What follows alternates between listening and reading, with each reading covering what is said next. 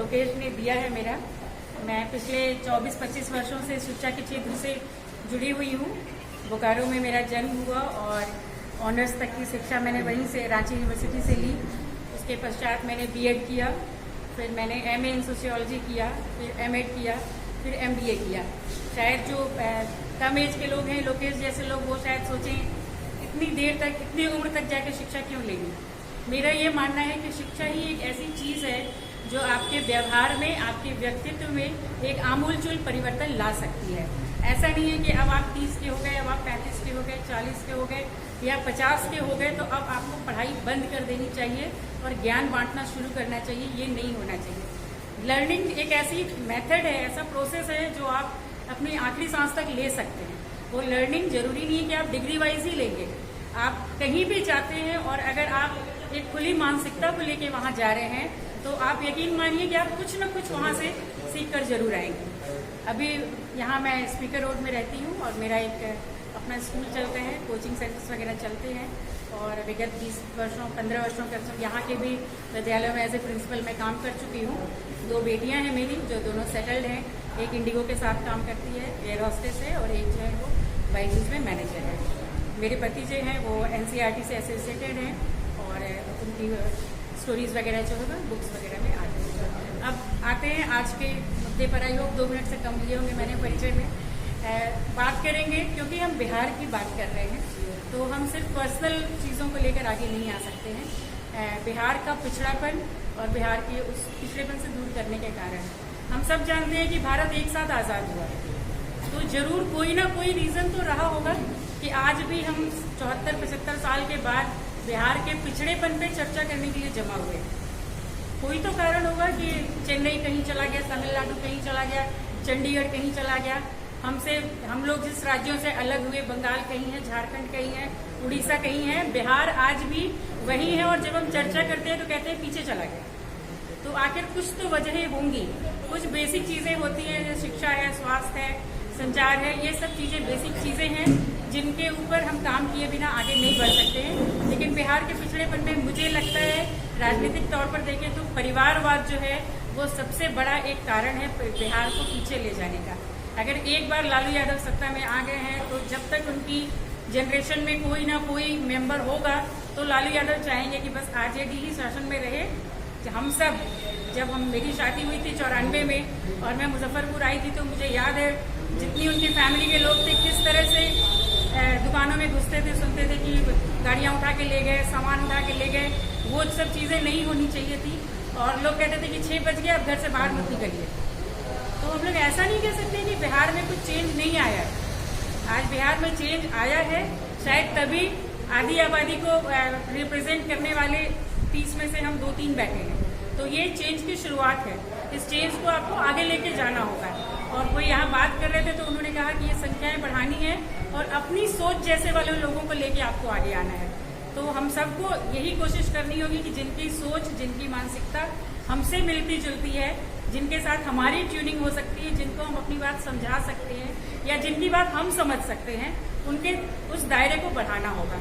ये परिवारवाद वाली जो समस्या है इसको दूर करने का एक ही रास्ता है कि जो नए लोग आपके लिए कुछ करना चाहते हैं, हमारे लिए कुछ करना चाहते हैं, हमें ऐसे लोगों को प्रोत्साहन देना होगा। वो हमारे आपके बीच से हो सकते हैं, वो हमारे समाज से हो सकते हैं, वो हमारी फ्रेटर्निटी से हो सकते हैं, कहीं से भी हो सकते हैं। हमको देखना है कि उनके पास, किसी ने विजन की भी बात की तो हमें सिर्फ देखना है कि उनके पास वो विजन है कि नहीं, कि वो बिहार को चेंज करेंगे या बिहार को आगे ले जाएंगे। अभी हम लोग चर्चा सीमित है, बिहार तक की बात हो रही है, इसलिए मैं बिहार का नाम ले रही हूँ। दूसरी चीज है, दूसरा पॉइंट है जो मुझे बिहार के पिछड़ेपन का लगता है, औद्योगिकीकरण।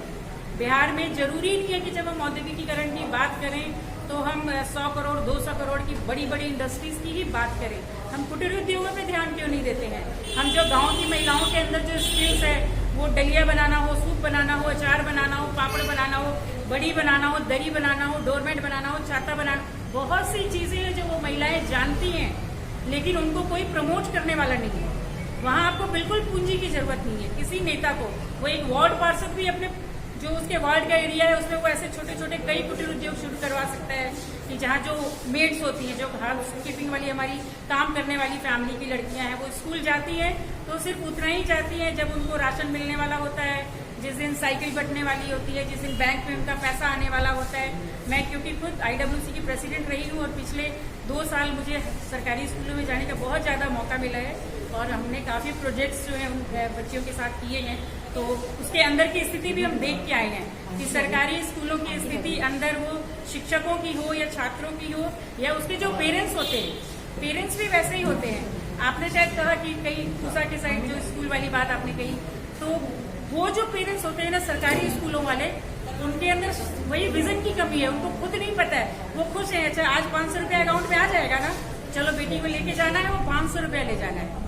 नया टोला वही सरकारी माध्यमिक विद्यालय है, मैं पूरे साल उस स्कूल में जाती रहती हूँ और खुद भी पढ़ाती रहती हूँ और उन लड़कियों के लिए जो चीजें जरूरी है उस पर चर्चाएं करते हैं हम लोग। उनके लिए पैड बैंक स्टार्ट करना है, उनको मदरहुड के बारे में बताना है, उनको कैंसर के बारे में अवेयर करना है, जो चीजें उनके हमें पता है कि उनके पेरेंट्स उनके लिए नहीं कर सकते हैं। तो ये बाहर के लोगों को ही सरकारी स्कूल के अंदर भी अपना दबाव बनाना होगा कि अगर शिक्षक हैं तो समय पे आए, पढ़ाई करवा रहे हैं कि नहीं करवा रहे हैं। और वैसे सच पूछे तो सरकारी शिक्षकों से हमें बहुत ज्यादा उम्मीद नहीं रखनी चाहिए, क्योंकि उनके चयन की जो प्रक्रिया है, तीसरा पॉइंट मेरा यही है कि जो शिक्षा नीति है और उसको जो प्रसारित करने का और उसको चयन करने का तरीका वही गलत है। मैंने जब मैट्रिक किया था, मैंने 1984 में मैट्रिक किया था और मेरे 59% मार्क्स आए थे। लेकिन जब यहाँ सरकारी ये शिक्षकों की पहली बार 25,000 भर्ती लगी तो मेरी मदर इन लॉ को बहुत ज्यादा है कि सरकारी नौकरी होनी चाहिए, इतना एजुकेशन है लेकिन सरकारी नौकरी नहीं है तो क्या फायदा। उन्होंने बोला नहीं तुम अप्लाई कर दो। तो मुझे पता था कि मैं तो वहाँ नीचे आऊंगी क्योंकि मेरे पास 59% मार्क्स हैं। वो बिहार से पढ़े हुए लोग अपना वहाँ सर्टिफिकेट जमा कर रहे होंगे, वो सब डिस्टिंक्शन वाले होंगे, भले उनको अपना नाम लिखना नहीं आता हो। तो हम ये उम्मीद करें कि सरकारी शिक्षक आए और पढ़ाएं, तो उसके लिए हमें आमूलचूल परिवर्तन प्राइमरी लेवल से ही, प्राइमरी शिक्षकों को और प्राइमरी बच्चों से ही शुरुआत हमें करनी होगी और इसमें लंबा समय लगेगा। किसी के पास जादुई चिराग नहीं है कि हमने घुमाया और 3 घंटे की मूवी है, फाइनल में सब चीजें अच्छी हो गई।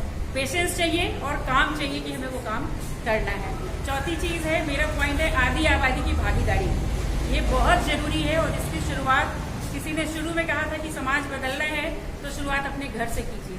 तो ये बराबरी देने का दर्जा अपने परिवार से शुरू कीजिए, वो आपकी पत्नी हो, आपकी माँ हो, आपकी बेटी हो, आपकी बहन हो, उसके प्रोत्साहन को, उसके स्किल्स को, उसके जो इंटरेस्ट है आप उसको समझिए, उसको प्रमोट कीजिए और उसको इस लायक बनाइए कि कल को जब वो अपनी फैमिली में जाए तो उसको अपनी आधी आबादी की जो आज़ादी है ये मांगनी नहीं पड़े, ये उसने अर्न की हो और अगले को खुद पता हो, उसके पार्टनर को नहीं, जितना मैं सफिशिएंट हूँ उतनी ये सफिशिएंट है, जितना मैं कैपेबल हूँ उतनी ये कैपेबल है। इसके लिए भी लंबा प्रोसेस है, आप उसको पढ़ाइएगा, बाहर निकलने दीजिए। अरे तुम लड़की हो, जींस मत पहनो, तुम लड़की हो तो कहाँ स्कूटर चला रही हो, 6 बजे किसके घर गई थी, किसका फोन आया, घंटी किसकी बजी और यहाँ फेसबुक पे क्या कर रही हो।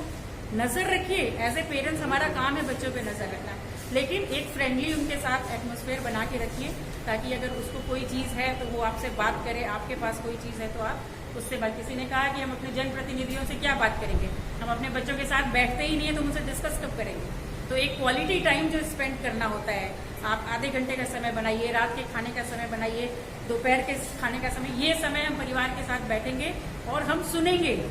B a good listener that time when we are sitting with our family. हम बोलेंगे नहीं ऐसे कर लो, ऐसे कर लो, ऐसे कर लो, वो डिक्टेटरशिप नहीं चल पाएगी अब, क्योंकि बच्चों का भी आउटलुक बहुत ब्रॉड हो रहा है। हम सब शौक से बच्चों को बड़े स्कूलों में ले जाते हैं, स्पोकन इंग्लिश आना चाहिए, इंग्लिश एजुकेशन होनी चाहिए, कोएड होना चाहिए। हम पहले कोएड में भेजें और फिर हम रिस्ट्रिक्शन लगाएं तो बच्चे को ही डाइजेस्ट नहीं होगा कि जो मेरा एडमिशन कराया गया कोएड स्कूल में वो सही था कि अभी मेरे को रोका जा रहा है वो सही है।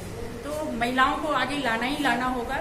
और लास्ट में जो सोल्यूशन के तौर पे मैं 2-4 लाइन करना चाहूंगी कि जितने भी रिफॉर्म्स करने हैं वो आपको बेसिक लेवल पे करने होंगे, प्राइमरी लेवल पे करने होंगे, छोटी छोटी शुरुआत करनी होगी। बड़े बड़ी बातें, बड़े बड़े सपने, वो शायद हम लोग की जनरेशन खत्म हो जाए, दूसरी भी खत्म हो जाए और वो सपने कैरी ओवर होते रहेंगे कि फिर दूसरी पीढ़ी, फिर तीसरी पीढ़ी वही होती रहेगी। तो बेसिक से इसकी शुरुआत करनी है और इसी को लेके आगे बढ़ना है।